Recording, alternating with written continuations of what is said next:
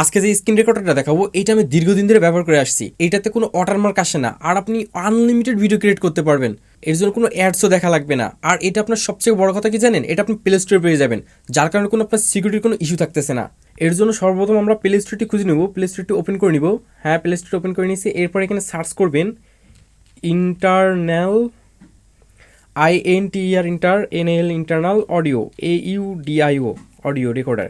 এটা লিখে যখন সার্চ করবেন তখন সর্বপ্রথম যেটা আসবে যে ইন্টারনাল অডিও স্ক্রিন রেকর্ডার দেখতে পাচ্ছেন, এটা 4.2 রেটিং রয়েছে। এটা ওপেন করলাম, অলরেডি 500K ডাউনলোড রয়েছে। তার মানে এটার কোনো সিকিউরিটি কোনো ইস্যু থাকতেছে না।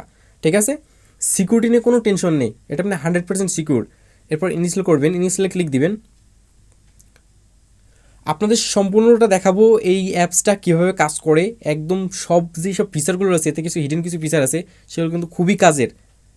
এটাতে শুধুমাত্র আপনি ভিডিও স্ক্রিন রেকর্ড করবেন এতটুকু না, আপনি অডিও রেকর্ড করতে পারবেন হিডেনভাবে। ঠিক আছে, আশা করি বুঝতে পারছেন আমি কোনটা বলতে চাচ্ছি। আর স্ক্রিন রেকর্ডার সাইজটা খুবই ছোটো, মাত্র 5 MB। এটা আমি চাইলে ওপেন করে নিলাম। ওপেন করে নেওয়ার পর এই অপশনটা আসবে। তারপর আপনার এগুলো কোনো প্রবলেমই না, জাস্ট উপরতে কেটে দিবেন। এটা আমি কিন্তু অনেক দিন ধরে ইউজ করতেছি, এমনকি আমার ফ্রেন্ড সার্কেল অনেক লোক আছে এটা কিন্তু দীর্ঘদিন তারা ব্যবহার করতেছে। এরপর অ্যালাও পারমিশন দিবেন। আর সবচেয়ে বড় কথা কি জানেন, এটা কিন্তু হাইজ রেজলিউশনে ক্যাপচার করতে পারে। এরপর অ্যালাও করে দিব, ব্যাক যাব। এটা কিন্তু এইটা একদম সিম্পল। এই যে আইকনটা রয়েছে উপরে, এটাই শুধু এই আইকনটায় ক্লিক দিবেন। আচ্ছা, আপনার এই যে অ্যাপসটি কিন্তু সামনে হোম স্ক্রিনে চলে এসেছে, দেখতে পাচ্ছেন? এই হোম স্ক্রিনে কিন্তু চলে আসছে।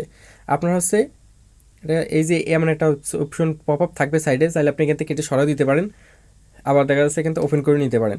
নেওয়ার পর এই যে এখানে চলে আসলো, এটাতে ক্লিক দিবেন। আর আরটা আপনার যে ফিচারটা আমি বলতেছি, এই ফিচারটা হচ্ছে এই যে স্ক্রিন রেকর্ডার রেকর্ড করার সময় দেখা যাচ্ছে এই রেকর্ড করার পরে আপনার যে অ্যাপসটাতে রেকর্ড করেন সেই অ্যাপসটার লগোই কর্নারে দেখা যায়। এটা হচ্ছে সবচেয়ে বড় একটা সমস্যা।